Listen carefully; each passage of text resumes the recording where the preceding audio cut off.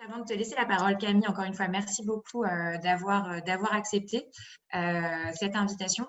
Juste un tout petit mot pour ceux qui ne connaissent pas Funky Veggie, c'est une start-up alimentaire française qui est connue et reconnue pour ses recettes gourmandes, innovantes, végétales et notamment ses petites boules. Et si vous ne les connaissez pas, vous pouvez les retrouver dans plus de 2000 points de vente en France. C'est une marque, Funky Veggie, c'est une marque qui allie vraiment le sain, le bio, le bon et qui a développé un univers unique qui est devenu incontournable sur les réseaux sociaux avec 60 000 followers. Et donc, pour débuter, Camille, on commence toujours un petit peu avec par cette même question, les She Talks. Est-ce que tu pourrais revenir un petit peu sur ta trajectoire personnelle et ton parcours et nous expliquer comment et quand est-ce que tu as décidé de te lancer et de créer Funky Veggie? Oui,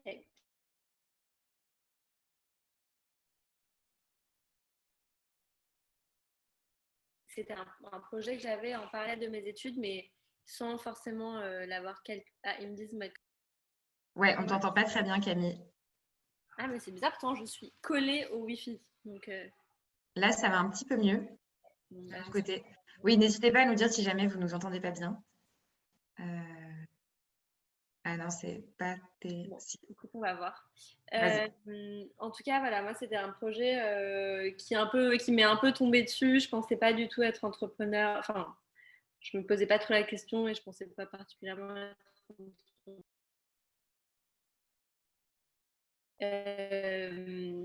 Ce qui s'est passé, c'est que dans le cadre de mes études, j'ai eu une année à l'étranger où je suis partie à Hong Kong.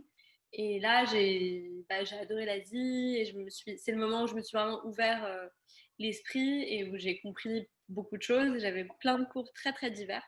J'avais un cours de bouddhisme, j'avais un cours d'histoire de l'alimentation qui est juste passionnant comme sujet.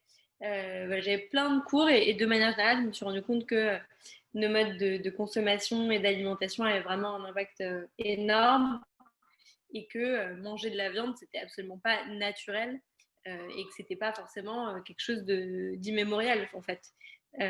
Et j'ai voulu rester en Asie, donc je suis restée un an de plus à Shanghai. Quand je suis rentrée en France, moi je me voyais vraiment repartir en fait. Je me voyais faire toute ma vie là-bas. Et en fait, j'ai eu un cours d'entrepreneuriat et j'étais en master en communication et autant j'adorais la communication, autant j'avais fait quelques stages en agence et je me rendais compte que faire de la communication pour faire de la communication, c'était c'était pas passionnant parce que c'était pas toujours aligné avec mes valeurs et que c'était un peu superficiel. Euh, et donc, voilà, je me suis dit, en fait, j'avais été végane pendant 2 ans. J'étais devenue végane quand j'étais en Asie. Et quand je suis rentrée en France, j'avais jamais dit ce mot végane parce que c'était très, très connoté le mot végane. Mais aussi parce que voilà, je voulais pas rentrer dans un cliché, être un stéréotype. Et la question que je me suis posée à ce moment-là, c'est j'étais convaincue, et je suis toujours, que notre alimentation a un impact énorme sur l'environnement et sur nous-mêmes.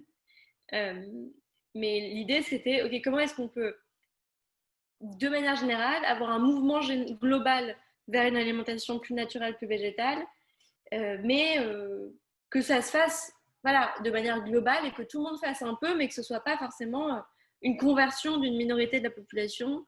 Et comment est-ce qu'on peut emmener tout le monde dans le train, quoi.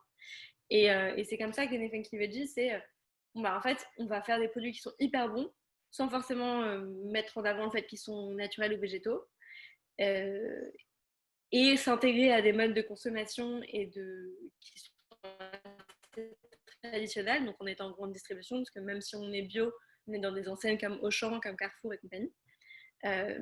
Et voilà, on va faire des produits qui sont hyper bons, mais avec des compositions irréprochables. Et du coup, on va emmener des gens qui ne sont pas forcément initiés au bio ou à une alimentation 100% naturelle avec nous et y aller pas à pas et emmener tout le monde dans le même train, quoi. C'est un peu la théorie de l'effet boule de neige. Et à ce moment-là, c'était le moment où le film Demain était sorti, il n'y a pas très longtemps, enfin, assez récemment. Et c'était toute cette philosophie qu'on a toujours, qui est voilà, comment est-ce qu'on peut chacun faire sa part sans être dans la culpabilisation ou dans le militantisme, juste en faisant de son mieux, quoi.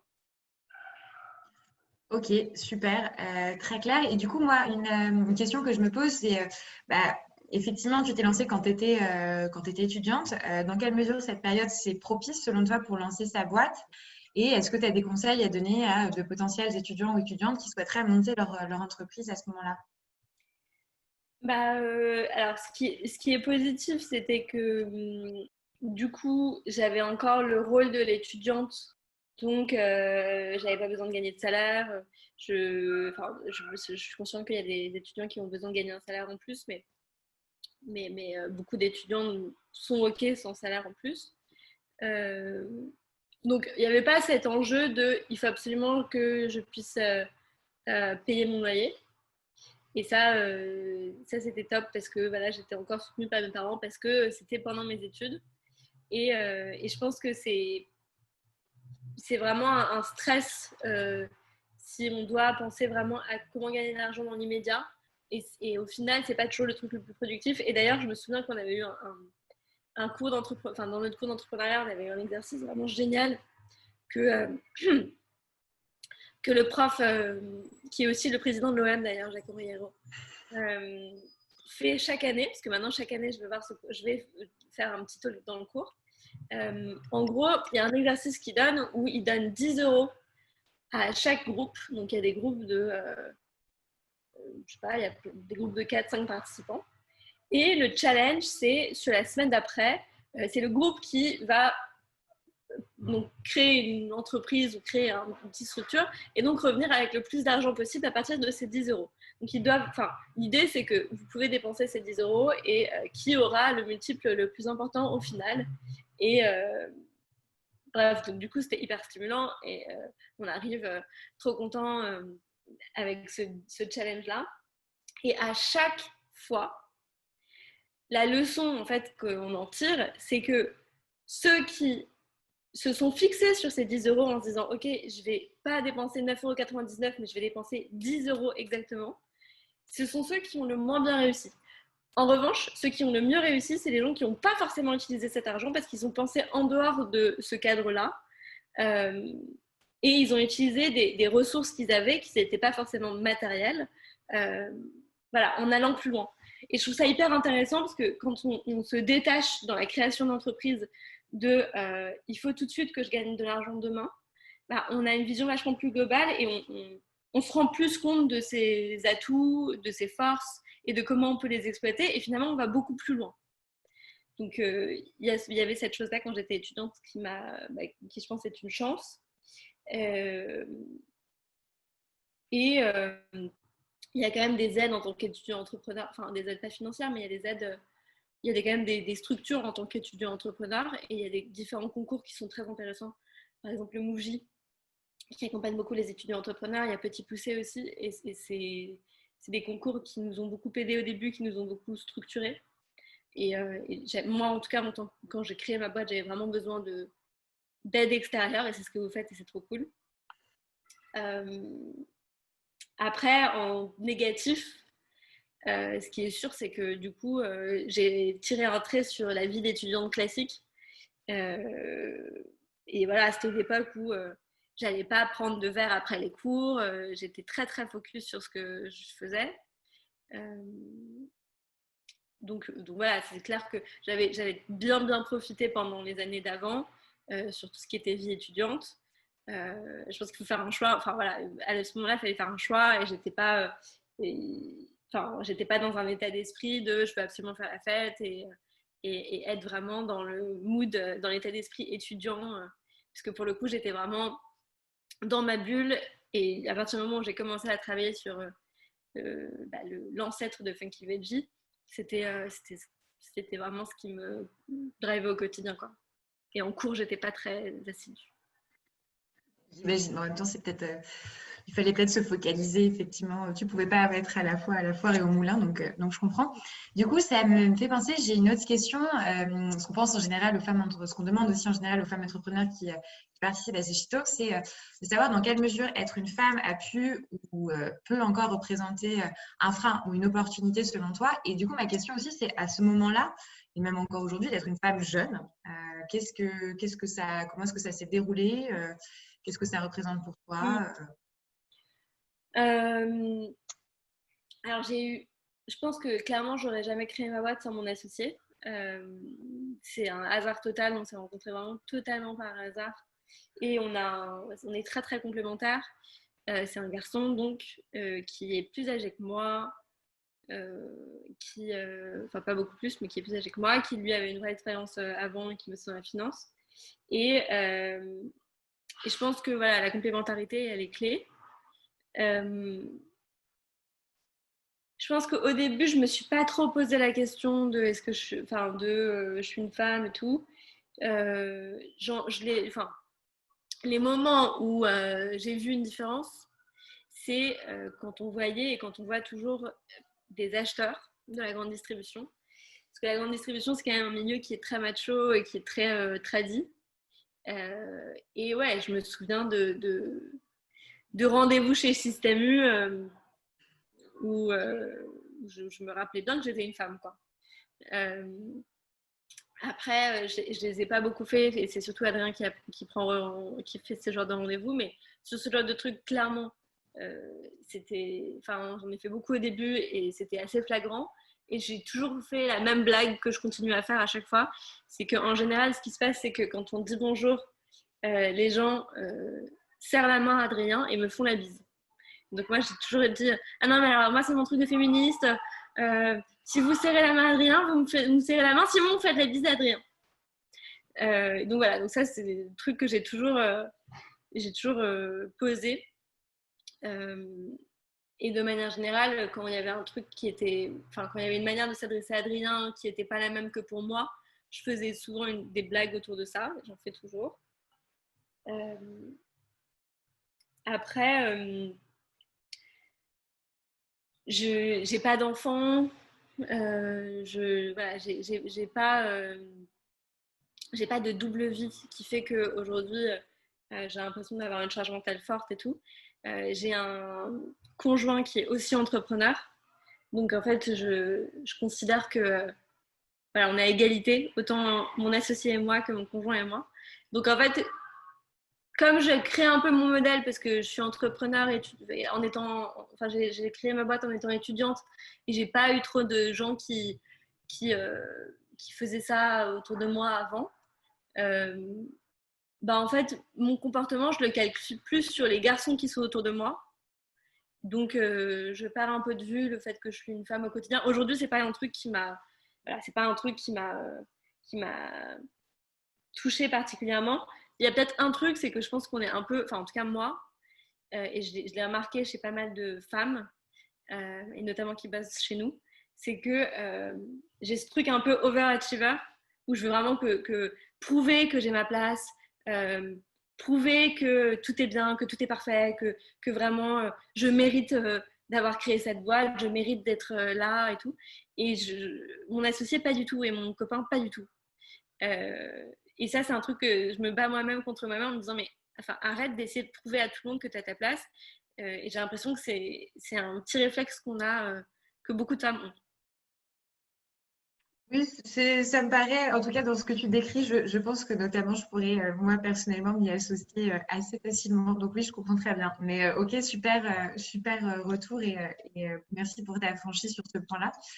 Et aussi, autre point qui est lié aussi, au moment où tu t'es lancé et aussi cette question de légitimité, parce que quand on s'est parlé avant le Chitox, tu m'avais dit que tu n'avais pas spécialement de connaissances en alimentation durable, ou en tout cas que tu t'étais formé en autodidacte sur ces thématiques. Donc, comment ça se passe et aussi comment on se positionne en fait et comment est-ce qu'on s'insère sur un marché ou sur un secteur qu'on ne connaît pas. Ou en tout cas, on n'a pas de diplôme, par exemple. Il y a peut-être cette question-là aussi qui peut être intéressante d'aborder. Ouais. Moi, je suis passionnée d'alimentation et de mode de vie en général, mais d'alimentation surtout. C'est très lié à mon histoire perso. Enfin, en fait, comme beaucoup de jeunes femmes d'ailleurs, j'ai fait de l'anorexie quand j'étais toute jeune, très courtement, enfin de manière très brève. Et quand j'ai vécu en Chine, enfin voilà, je pense que j'ai eu un moment où vraiment j'ai fait la paix avec tout ça, même si je l'étais plus anorexie depuis longtemps, mais voilà, j'ai fait la paix avec tout ça. Et ce que j'ai découvert en Asie, et notamment à travers la médecine chinoise, où j'ai beaucoup appris sur la médecine chinoise, c'est que le plaisir et l'alimentation fonctionnelle pouvaient vraiment aller de pair. C'était pas juste soit se faire plaisir, soit se faire du bien. En fait, ça pouvait vraiment aimer ensemble et qu'au contraire, c'était mieux quand c'était ensemble. Euh, donc, cette philosophie qu'on a chez Funky Veggie de il suffit de se faire plaisir pour se faire du bien, c'est un truc que j'ai appris pour moi en fait au début. Et ensuite, j'ai vachement creusé en lisant énormément, en faisant des petites formations de naturopathie en plus à côté. Mais c'était rien de diplômant, mais ça m'a beaucoup appris. Et en testant plein de choses en cuisine. Et de manière générale, je suis très curieuse et je suis très curieuse sur l'alimentation. Je suis abonnée à toutes les newsletters américaines hyper pointues de tout ce qui est nouveau en littérature scientifique autour de l'alimentation. Et je trouve ça vraiment très intéressant. Donc voilà, c'est vraiment, j'ai testé, j'ai fait beaucoup de choses chez moi. Et le premier produit qu'on a lancé, donc la boule, c'est le principe des boules d'énergie, qui aujourd'hui on voit un peu partout, mais à l'époque pas trop. Et voilà, c'était quelque chose que je faisais chez moi, pour moi. Donc je pense que aussi, ce qui est important, c'est de se dire, quand on vend un produit, d'abord de vouloir le consommer soi-même. Et à mon avis, c'est essentiel et c'est ça qui fait que ça plaît à d'autres gens. Donc, sur le côté, j'avais pas de background en alimentaire. Ouais, donc sur la partie vraiment produit, sur la partie nutrition, je me suis beaucoup formée toute seule. Sur la partie cuisine, je me suis beaucoup formée à base juste de tests moi-même et parce que j'adore ça. Et moi, avant, je voulais faire une école d'art et pour moi, en fait, la création de ce qu'on fait en cuisine, c'est très créatif, c'est très artistique, donc vraiment, j'adore ça. Et après, sur ce qui est alimentaire grande distrib, ça, c'était pour le coup ce qui était le plus dur parce qu'une recette faite en cuisine, c'est pas du tout la même chose qu'une recette qu'on peut retrouver sur les rayons des supermarchés.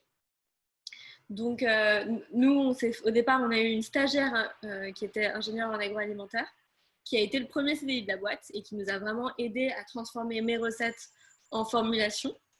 Et aujourd'hui, c'est vraiment son rôle dans l'équipe, avec leur petit pôle agro, c'est transformer les idées et le fait maison, parce que nous, on se base beaucoup sur du fait maison pour nos idées de produits, en choses qu'on pourrait trouver en supermarché. Ce qui était le plus compliqué, ce qui est le plus dur dans tout ça à apprendre, c'était vraiment le secteur de la grande distribution. Et en l'occurrence, voilà, on ne savait pas comment ça marchait, on ne savait pas comment Franprix, Monoprix et tout ça marchait. Ça, on a vraiment appris sur le terrain. Et en appelant énormément, en fait, en googlant des startups, en Ecosia, des startups de la food tech, ou des petites boîtes voilà, qu'on voyait en magasin bio, n'importe quoi, et en leur envoyant des messages spontanés, en leur demandant de l'aide, vraiment. Donc nous, au début, on continue à le faire, mais vraiment, Adrien a envoyé une tonne de messages. Est-ce que tu peux passer, est-ce qu'on peut prendre un café et que tu m'expliques un peu comment ça marche, et c'est comme ça qu'on a un peu appris la grande distribution. Voilà. Non, mais super clair. Et du coup, tu m'as dit, enfin, j'imagine que voilà, entre le moment où vous vous êtes lancé et aujourd'hui, l'idée c'est aussi de s'adapter, de rester à la pointe de l'alimentation durable. Et donc, tu as mentionné effectivement ce petit pôle agro, mais je pense aussi qu'il y a potentiellement d'autres experts qui sont là autour de vous parce que tout ce qu'il y a aussi bien autour des boules, enfin, il y a beaucoup de choses qui rentrent en jeu sur vos produits. Donc, comment est-ce que ça se passe? Quel type d'experts? Comment vous restez justement au fait des dernières innovations et vous continuez à imaginer de nouvelles choses, quoi. Bah ouais, on s'entoure de beaucoup d'experts sur beaucoup de sujets différents. On a une nutritionniste qui valide beaucoup de choses qu'on développe. On développe aussi beaucoup les produits en se référant à Yuka et à toutes ces applis similaires, et au Nutri-Score aussi, ce qui est quand même même s'il y a des choses qui sont arbitraires, ça permet aussi d'avoir une bonne vision des choses. Donc on a une nutritionniste qui travaille souvent avec nous, des naturopathes, et après on a une galaxie de gens autour de nous. J'ai écrit un livre qui s'appelle Ma vie en plus funky et veggie, où il y a toute une partie nutrition, il y a une partie recette, mais il y a aussi toute une partie nutrition pour comprendre en fait comment le corps fonctionne et comment on doit s'alimenter, parce que c'est sympa, l'alimentation intuitive et tout, c'est top, Mais c'est intéressant quand même de comprendre comment ça marche et il faudrait qu'on l'apprenne à l'école. Mais bref. Et du coup, il y a plein d'experts dans le livre qui parlent de différents sujets autour de ça. Il y a quelqu'un qui est expert en Ayurveda, qui explique ce domaine-là. On parle de micronutrition, on parle de jeûne intermittent. Voilà, toutes ces choses qui ne sont pas forcément pour tout le monde, mais où c'est intéressant d'avoir des bases et de comprendre. Donc voilà, on échange beaucoup avec plein d'experts sur plein de sujets différents. Sur les lives, par exemple, qu'on a fait pendant le confinement, on avait beaucoup d'experts sur différents sujets. Et on a le podcast aussi, où je reçois du coup différents experts. Le podcast qui s'appelle Make the World Funky. Donc voilà, on fait beaucoup de veille, on s'informe beaucoup et on baigne dans un milieu où on a différents experts autour de nous et on s'informe sur toute la littérature scientifique autour de l'alimentation pour être le plus à la pointe possible. Après, il y a toujours un décalage entre la littérature, entre les nouvelles infos qu'aux États-Unis on a sur l'alimentation et la France.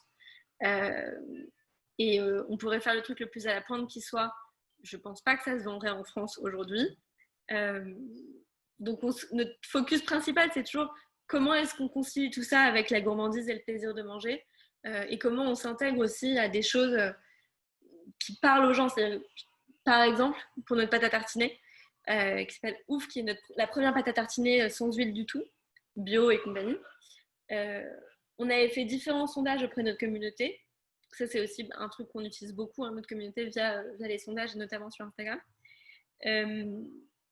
En disant, qu'est-ce que vous préférez sur le pack, soit le sans huile, soit le sans huile de palme.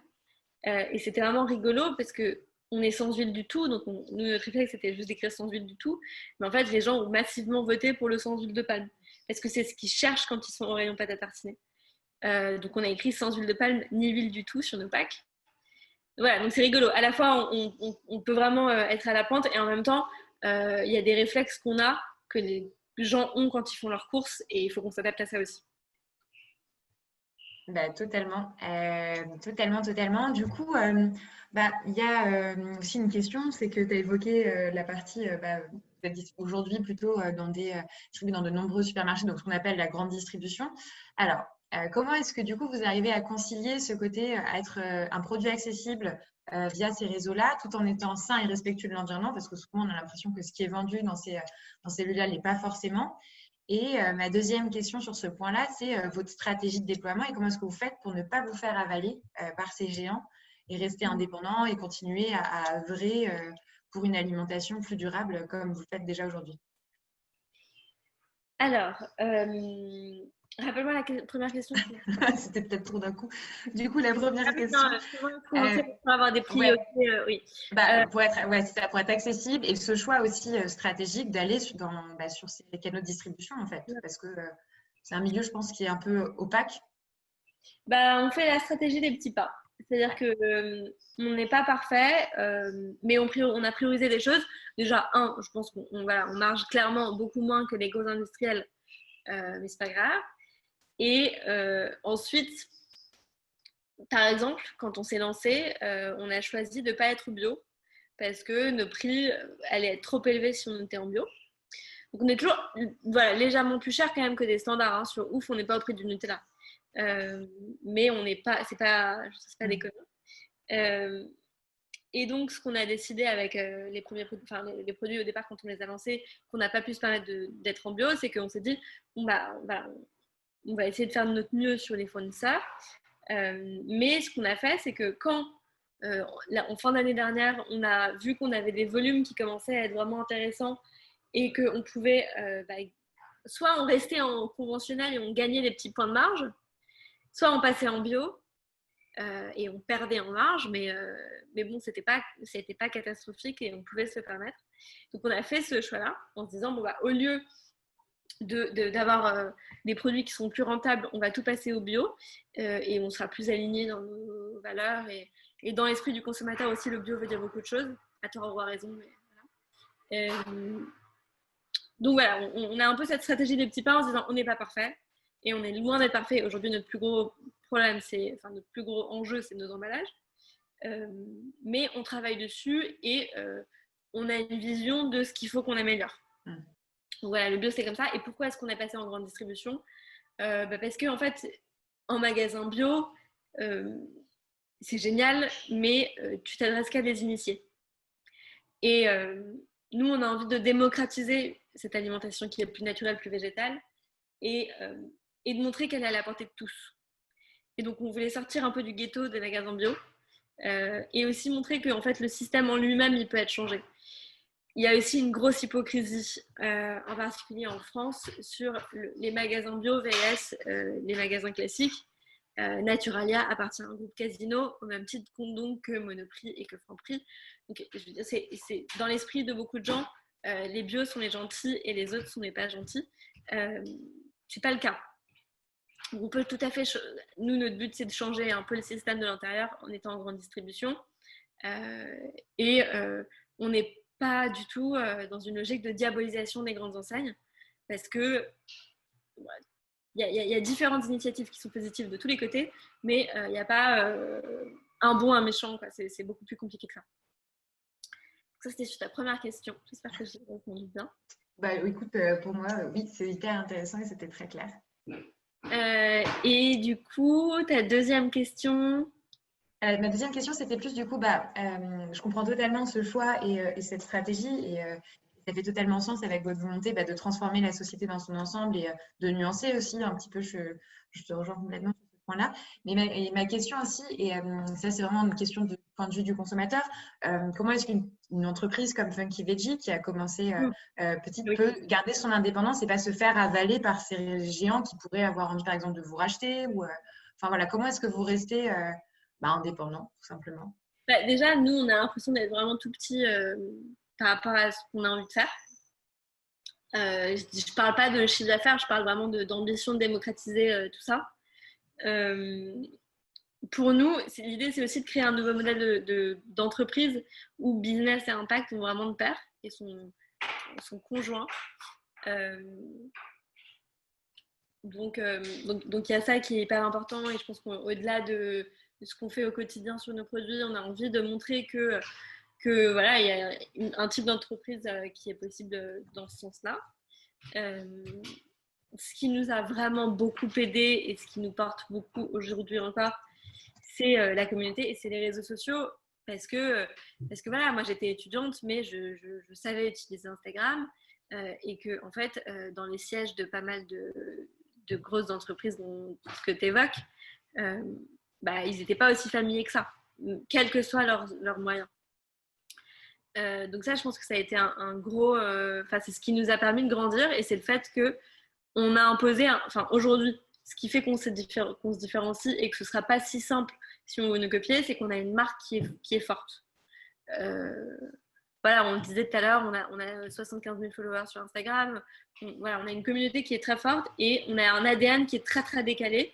C'est pour ça que c'était aussi important. C'est que du coup, on a une patte qui est plus ou moins reconnaissable qui fait que...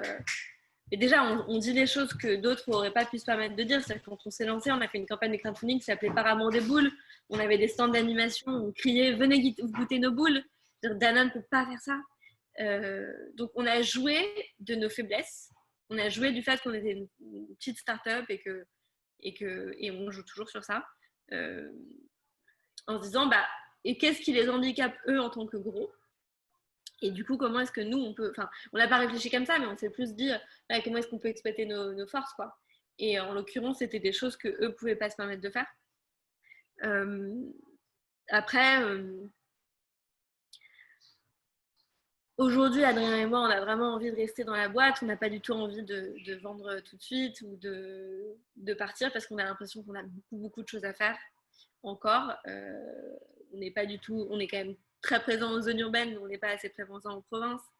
Il y a plein de besoins dans différents rayons où on aimerait bien intervenir. Donc, on gère la boîte de manière saine.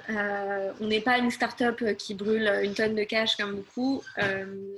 Donc, on peut se permettre de continuer de décliner des offres si on en a. Mais honnêtement, on est encore tout petit et donc aujourd'hui, je sais pas, je pense pas qu'ils nous considèrent comme une menace. Hein. pense au contraire, voilà, il voit qu'il y a une tendance du végétal qui émerge et qu'il y a différentes marques qui ont envie de se positionner là-dessus, mais j'ai hâte d'être une menace pour un groupe, tu vois. J'imagine, ça veut dire que vous avez atteint un certain point culminant.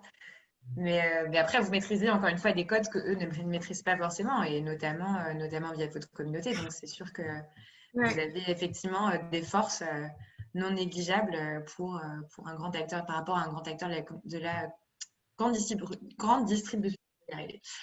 Je viens notamment de mentionner votre modèle justement qui ne brûle pas trop de cash. On a pu voir notamment que vous aviez fait une petite levée de fonds auprès de Business Angels. Donc, c'est vrai que d'un point de vue extérieur, comment est-ce que vous arrivez à vous développer sans lever des millions d'euros puisque vous êtes sur un modèle qui peut quand même nécessiter un certain coût. Donc, comment est-ce que ça se passe à ce niveau-là? J'ai un associé qui faisait de l'audit avant, donc qui est très très carré, qui est vraiment qui est anti-risque à la base.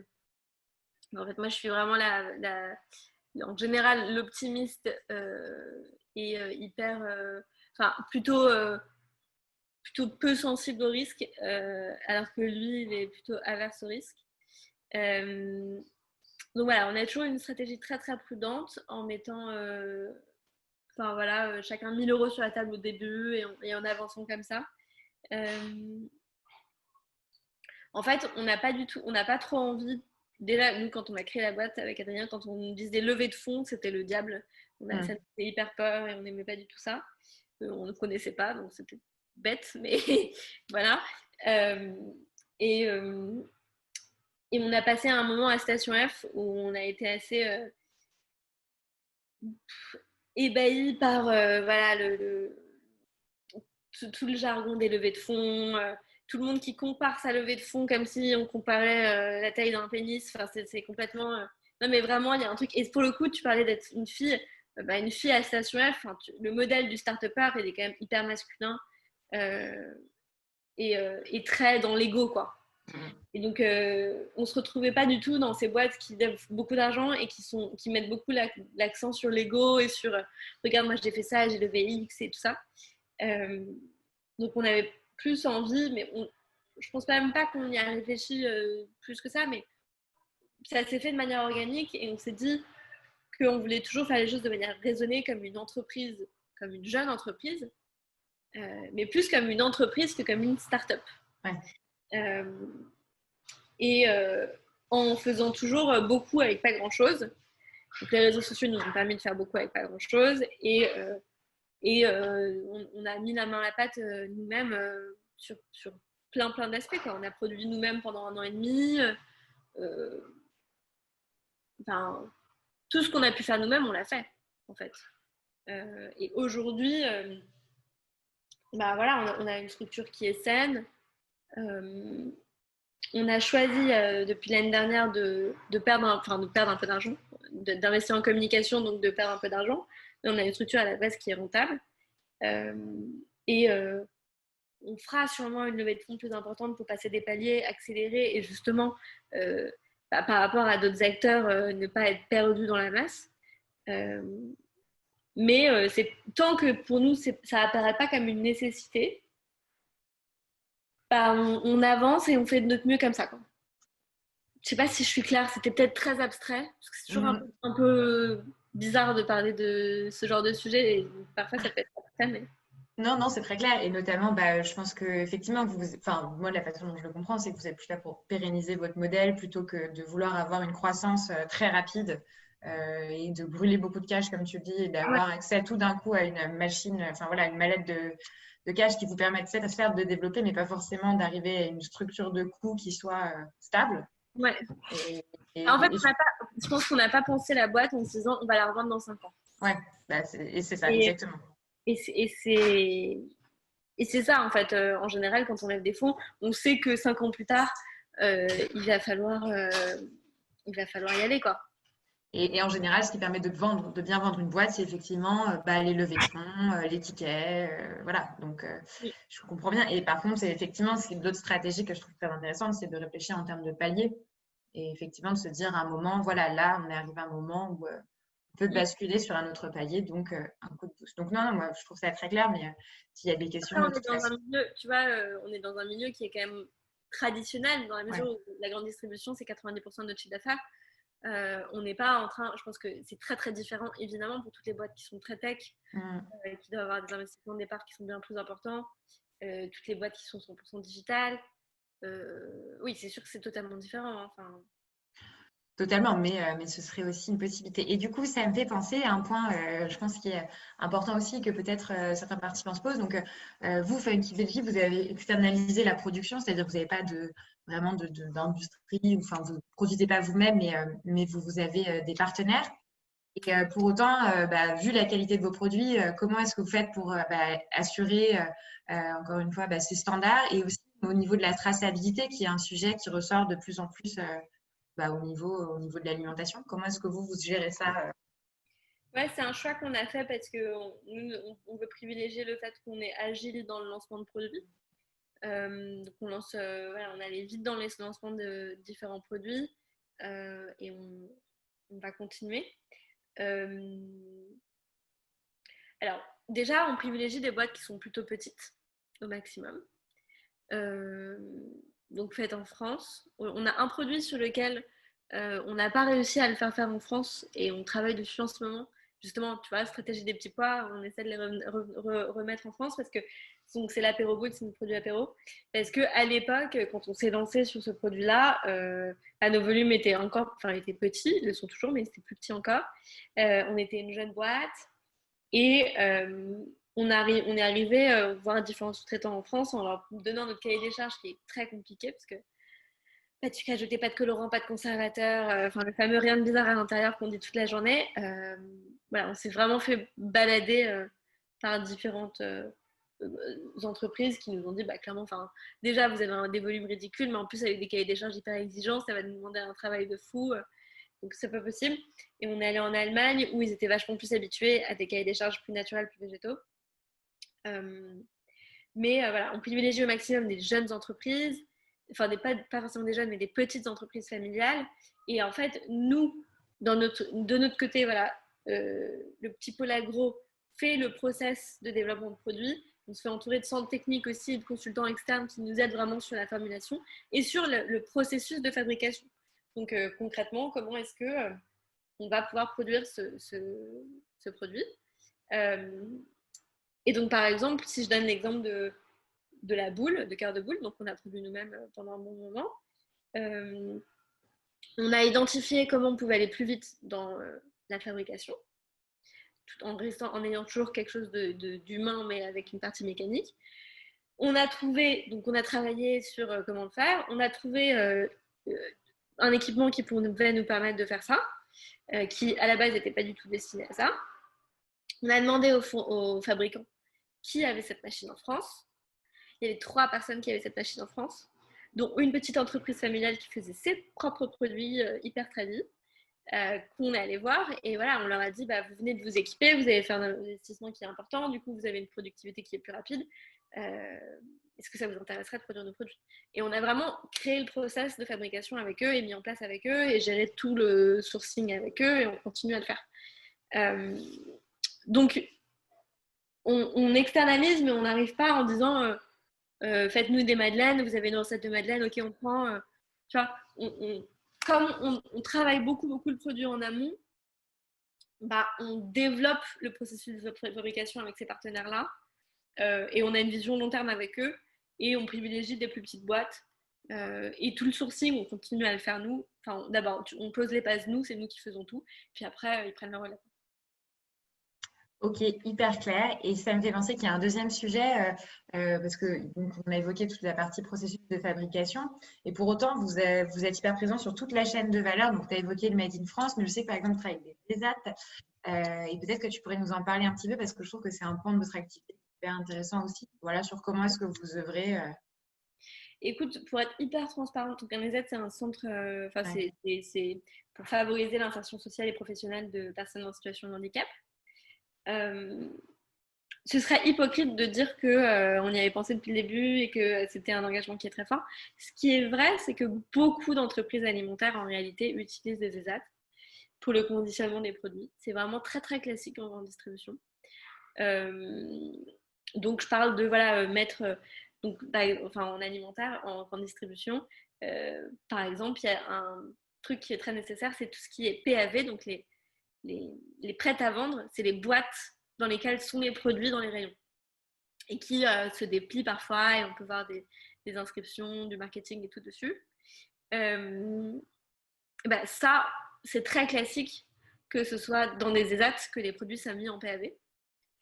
Donc nous, c'est notre cas.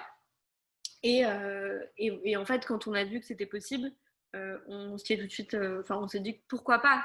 Mais ce qui est vrai, c'est que c'est vraiment le cas de beaucoup d'entreprises. Donc, et j'ai pas envie de dire, voilà, c'était prévu depuis le début et on voulait absolument travailler avec des personnes en situation de handicap.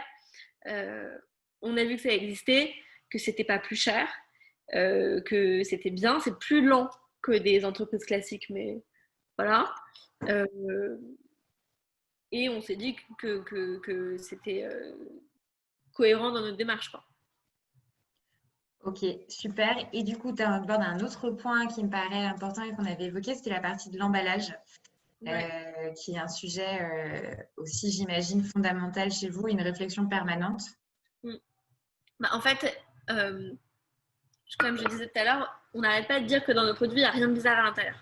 Qu'est-ce que ça veut dire? C'est pas de colorant, pas de sucre ajouté, pas de colorant, pas de conservateur. Rien en nom chelou. Et vraiment pas de conservateur. Et sur un produit comme Cœur de Boule, qui est le premier produit qu'on a lancé, on est quand même sur un produit donc à base de dattes c'est un snack à base de dattes et de noix. Je pense que j'en ai là. Hop. Donc, c'est le principe des boules d'énergie. Et pour le coup, c'est cru. Donc, un produit cru qui se conserve, quand on fait des boules d'énergie chez soi, ça dure une semaine. Hein. Ce qui fait que ça attire plus chez nous, c'est les conditions de fabrication où tout est stérilisé, le sourcing des matières premières, on ne sait pas trop, c'est que quand on a des matières premières qui sont de très très bonne qualité, les produits se conservent mieux. Il y a différentes choses qui jouent. Mais évidemment, du coup, on est obligé de protéger le produit, sachant qu'il y a des standards en alimentaire où en épicerie, normalement, un produit se garde, je sais pas, si on prend un Mars ou un Twix, c'est entre 12 et 18 mois. Nous, on est à 5 mois sur ce produit, ce qui est très très dur et ce qui nous pose beaucoup de problèmes. Donc du coup, il y a tout un enjeu de priorisation et du fait que on est en grande distribution, donc on privilégie des trucs qui sont 100% naturels et en même temps, il faut forcément les protéger. Donc c'est très compliqué. C'est une des raisons pour laquelle aujourd'hui le snacking de devant de caisse, c'est pas notre priorité et on a développé différents produits. Et le dernier produit qu'on a lancé, c'est la pâte à tartiner, qui est un pot en verre et un couvercle qui est aussi recyclable. Mais on travaille dessus sur différentes options. Le problème, en fait, c'est qu'il n'y a pas vraiment d'options, il y a peu d'options. Il y a aussi tout un phénomène de greenwashing où on pense que le plastique à base de maïs et tout, c'est mieux. Mais pas forcément, déjà parce que ça vient de très loin. Donc l'impact carbone du fait que ça vienne de Chine, il est quand même pas top. Ensuite, parce que ça complique la recyclabilité. Ça complique dans les zones de tri. Donc aujourd'hui, les grands industriels ne s'étant pas vraiment penchés sur le sujet, nous, on est trop petits pour créer des solutions. Donc, on travaille dessus, on optimise quand même les choses là, en ce moment, mais ce serait hypocrite de dire qu'on va pouvoir régler le problème, nous, parce qu'en fait, on est quand même hyper dépendant de plus grosses entreprises qui peuvent faire avancer les choses. Et en fait, on va pas créer une entreprise d'ingénierie pour faire des emballages recyclables, quoi. Donc, ce qui est sûr aussi, c'est qu'il y a tout un travail d'éducation qui est hyper important. Et ça, pour le coup, on s'y met à fond. Et là, on va encore plus communiquer sur les emballages et sur comment recycler chez soi, parce qu'en fait, les gens ne savent pas forcément. Je pense que déjà, ça, c'est un énorme chantier. juste que les gens soient conscients de ce qu'il y a derrière et de comment faire. Parce qu'il y a plein de choses qui sont... Enfin, voilà, le tri n'est pas forcément hyper bien intégré, en fait, dans la tête des gens. Et pas forcément bien fait. Totalement. Totalement. Et du coup, tu mentionnes un point qui sera aussi une de mes dernières questions là, sur cette partie-là avant de terminer sur deux, trois petites questions. On l'a évoqué rapidement, mais c'est vrai que Funky Veggie, donc en fait, il y a toute cette partie production, vente, effectivement, sur l'alimentation durable, mais vous êtes aussi ce qu'on pourrait appeler une marque média avec une communauté engagée, tu l'as évoqué. Tu as évoqué quelques éléments sur le fait que vous allez souvent lui poser des questions. Donc moi, j'aurais peut-être une première question sur comment vous avez constitué cette communauté et aujourd'hui, quels sont en fait les différents liens que vous pouvez avoir avec elle, si tu peux nous éclairer un peu là-dessus. Comment on a créé la communauté? Parce qu'on considère en effet comme une marque média qui n'est pas juste là pour pousser ses produits. On a vraiment on a une philosophie qui va au-delà des produits qu'on vend, qui est qu'il suffit de se faire du bien pour changer le monde et que l'effet boule de neige, c'est quand même très efficace aussi. Donc on peut y aller pas à pas. Donc c'est quelque chose que voilà, on communique au-delà de juste nos produits. Et donc sur Instagram, en fait, c'est une sorte de petit livre de recettes digital, notre compte Instagram, puisque chaque post est un descriptif de recettes. Et parfois, tu as nos produits et parfois, tu ne les as pas. Et donc, en fait, on fournit vraiment un service aux gens. Et ça nous a permis de grandir Enfin, ça nous a permis de grandir. Je pense qu'il y a ce côté-là où on n'est pas juste là à pousser nos produits et qu'on offre quelque chose d'utile au quotidien aux gens au-delà de juste parler des produits. Après, il y a les valeurs où, en effet, je pense que quand même beaucoup de gens ont envie d'aller dans le bon sens et ont envie d'avoir des marques qui leur parlent, qui ont un visage qui semble authentique. Et après, aujourd'hui, comme on échange avec la communauté, déjà, ne serait-ce que sur les posts Instagram, on regarde beaucoup qu'est-ce qui marche le mieux, quel type de recette, quel type d'ingrédients, pour voir comment on avance sur ce type de produit-là. Ça nous oriente aussi sur les différents univers. Est-ce que les gens sont plus intéressés par le petit déjeuner que par l'apéro, par exemple. Et après, en général, on creuse tout ça à travers des sondages ou des typeforms pour aller encore plus loin. Et on a des gens qui sont vraiment... On a une communauté qui est hyper bienveillante et qui est très impliquée, donc c'est vraiment chouette. Et aujourd'hui, on veut aller plus loin là-dedans. On avait un projet de Funky Club physique, mais c'était censé être lancé au moment du confinement. Donc c'était un peu compliqué de vraiment faire de l'open innovation avec les gens. On avait fait déjà sur nos produits apéro, on avait fait une session de dégustation avec différents groupes de gens qui avaient été recrutés via Instagram, où vraiment on avait fait choisir sur différents parfums, sur différentes formulations. Donc on était vraiment allé plus loin. Et c'est vraiment quelque chose qu'on a envie de systématiser. Donc on est en train de voir si on ne peut pas rendre ce Funky Club digital à travers notre site et peut-être envoyer des produits. C'est sûr que ça pose un enjeu de concurrence, parce qu'une des premières questions que tu te dis, c'est tes concurrents vont commander tes produits et vont faire de la veille. Et on se dit que finalement, ce ne serait pas la fin du monde en fait. Nous, on est toujours plutôt pour la transparence, en se disant que dans tous les cas, pas grand monde. Je sais qu'il y a souvent un réflexe quand on parle d'entrepreneuriat, c'est t'as pas peur qu'on te vole ton idée. Déjà, les gens, ils ont d'autres choses à faire. Vraiment. Je veux dire que vraiment, en général, les gens ont des vies remplies. Et deuxièmement, ce qui compte, c'est pas ce qu'on fait, c'est vraiment comment on le fait. Et c'est la patte qu'on a autour et c'est la marque, comme on disait. Et c'est vraiment juste la manière dont on est unique et dont on va faire les choses de manière unique. Donc voilà, donc nous on n'avait pas eu trop peur de ça, on s'est fait copier sur différents trucs, mais voilà. Je pense pas qu'il faut se focaliser là-dessus, même si c'est chiant parfois. Non, mais très clair. Il est 54. J'avais d'autres questions, mais je me dis que c'est peut-être plutôt intéressant de laisser les questions aux personnes et notamment parce que, aux participants, parce qu'on en a une première de Carole. Donc, n'hésitez pas vraiment à écrire vos questions à Camille directement si vous voulez approfondir certains points, qu'elle revienne sur des éléments ou si vous avez d'autres questions qui vous viennent, c'est le moment. Et du coup, Carole nous demandait, beaucoup de consommateurs ne font pas encore la différence entre le bio et le vegan. Est-ce qu'il y aurait un rôle d'éducation du coup à faire à ce niveau, surtout dans le circuit de la grande distribution? Donc, tu as un petit peu évoqué oui, effectivement, la partie éducation, mais est-ce qu'il y a d'autres éléments Non, c'est sûr qu'il y a un vrai. Pour beaucoup de gens, bio égale sain. Ce n'est pas le cas. C'est que nous, au début, quand on disait on fait des produits naturels, ah oui, donc c'est bio. Enfin, pas forcément, quoi. Donc, c'est pas parce que vous mangez un biscuit bio qu'il va être plus sain qu'un biscuit non bio. Et en plus, il y a tellement de choses à prendre en compte. Il y a les origines des matières premières. Il y a tellement de choses qui se passent derrière un produit dans une assiette. Donc, je pense que ça va beaucoup plus loin. Maintenant, c'est vrai que le bio permet dans l'esprit de beaucoup de consommateurs de mettre un label. Et quand on fait ses courses, on va vite, on est un peu en mode pilote automatique. Voilà, on n'a pas envie de regarder chaque étiquette tout le temps.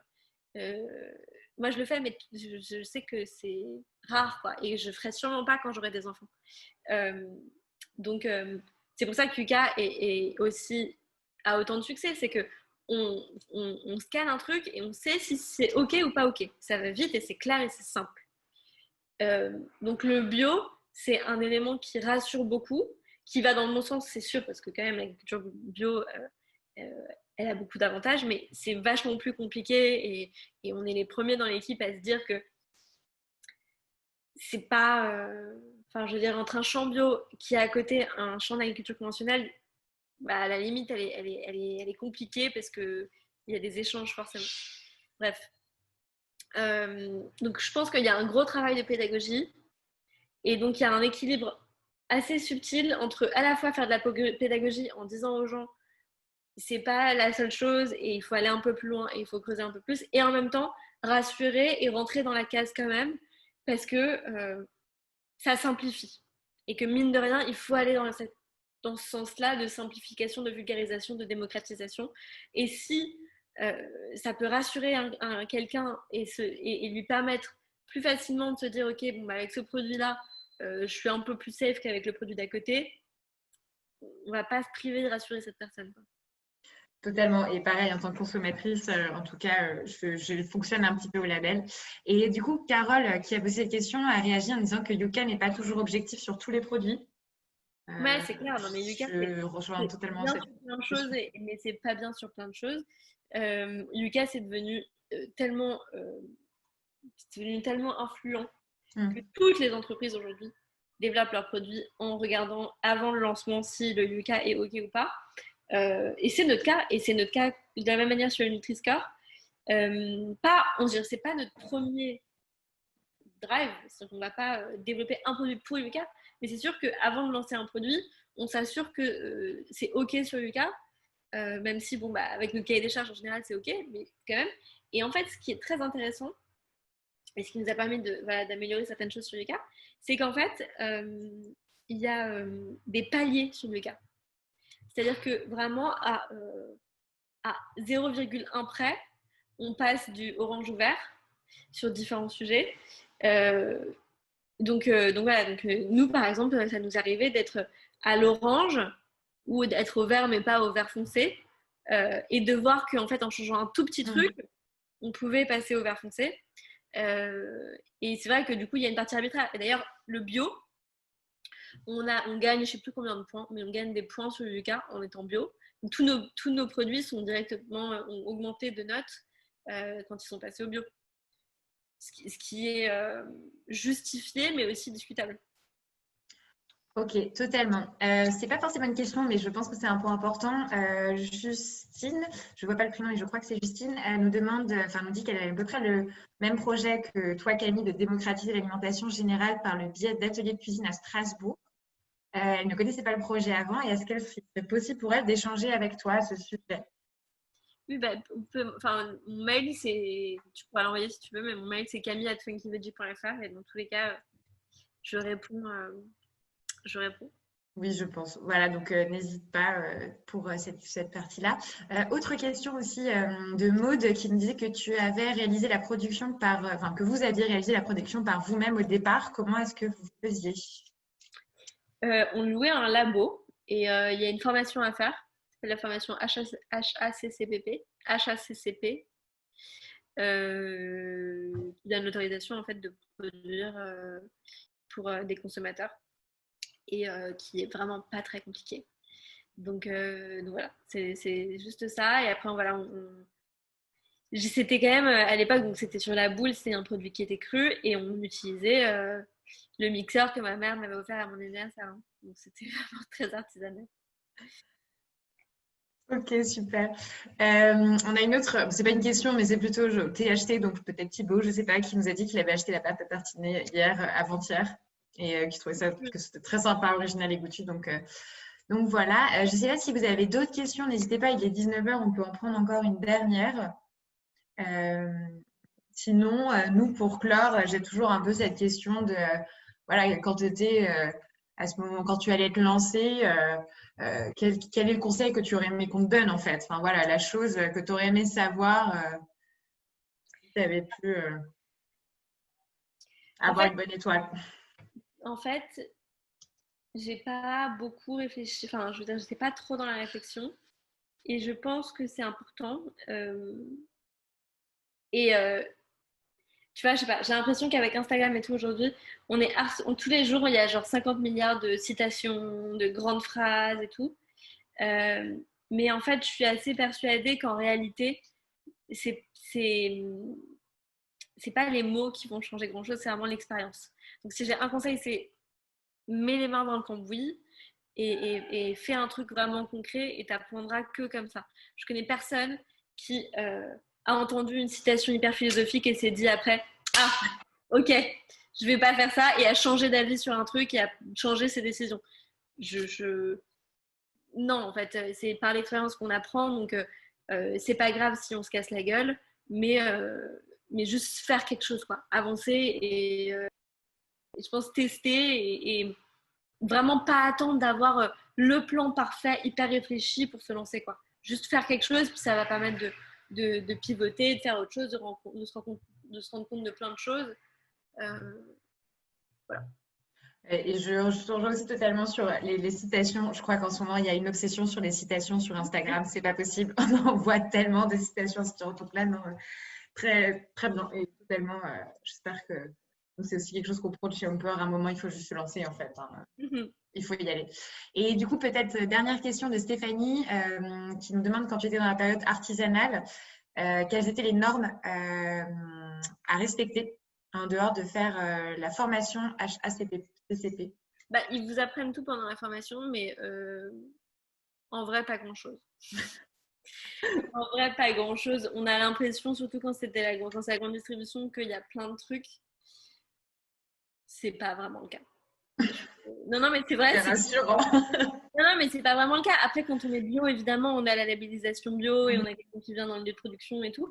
Quand on est sans gluten aussi en labellisation, dès qu'on a un label, c'est sûr que l'organisme va venir le chercher. Mais en tout cas, pour une jeune boîte, Franprix n'est jamais venu checker quoi que ce soit, m'a jamais demandé de quoi que ce soit. On apprend les règles d'hygiène vraiment avec la formation HACCP. Mais franchement, c'est étonnant que ce soit pas énorme. Quoi. Franchement, il n'y a pas des normes. Non, mais vraiment, après, il y a des normes. Je veux dire que, par exemple, si nous, on a mis 5 mois sur notre DLUO, c'est parce qu'on a fait des tests en labo, avec des sciences techniques agréées, mais parce que c'est du bon sens. On va pas mettre 5 mois si on sait que le truc va être pourri au bout de mois. Mais il n'y a pas, franchement, il n'y a pas de normes. Après, quand on a un produit en grande distribution, on n'a tellement pas envie d'avoir de messages de consommateurs pas contents qu'en général, on prend ses précautions. Quoi. Oui, j'imagine.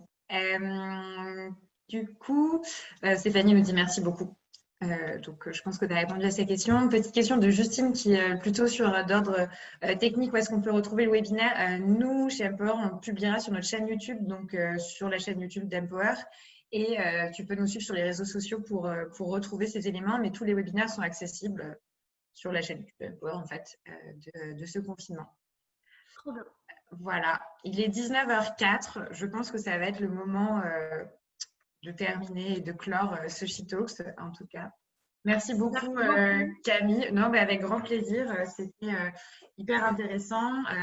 Je pense que ça a apparemment plu aussi aux personnes qui nous disent que c'était vraiment super. Et vraiment, Camille, merci pour ton témoignage. Ouais, bonne continuation. Nous, on utilise, on achète les produits Funky Veggie chez Empower et clairement, et on vous recommande de le faire aussi parce qu'ils sont vraiment super bons. Et surtout quand vous passez une mauvaise journée, que vous êtes un peu fatigué, toujours bien d'avoir ces petites boules. Donc voilà. Vous voulez ça pas, ça passe le mur. Exactement. Moi, je serais ravie de vous retrouver sur d'autres formats. On vous enverra un mail aussi avec. N'hésitez pas à suivre Funky Veggie sur les réseaux sociaux. Vous faites plein de choses super. Tu as mentionné le podcast qui est top. Voilà, les suivre sur Instagram. Donc, on vous remettra ces liens-là. Et puis, ton livre aussi. Moi, honnêtement, ça m'a donné envie de le lire. Trop cool. Je ne suis pas une grande foodie, en tout cas, qui aime bien manger, mais qui ne prend pas forcément beaucoup de temps pour réfléchir à ce qu'elle mange.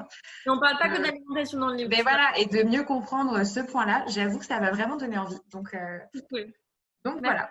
Et avec grand plaisir. Merci à tous. On vous souhaite une très bonne soirée. Bonne soirée tout le monde. Et puis à très bientôt. Au revoir.